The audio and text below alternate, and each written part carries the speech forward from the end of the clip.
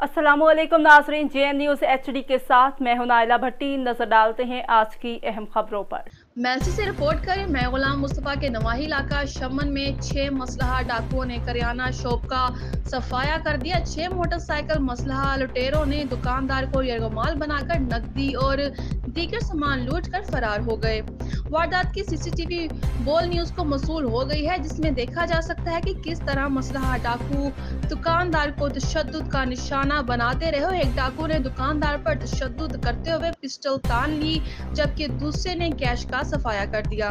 मसला डाकू नकदी और दीगर सामान लूटकर फरार होने में कामयाब हो गए हैं। पुलिस ने मौके पर पहुंचकर कार्रवाई शुरू कर दी, जबकि बानी मरकजी अंजुमन ताजरान शेख वसीम अहमद और दीगर ने मेलसी में बढ़ती हुई वारदातों पर तशवीश का इजहार किया है और IG पंजाब और RPO मुल्तान से मुतालबा है कि मुलजिमान को जल्द अज जल्द गिरफ्तार करके कानून के कटहरे में लाया जाए।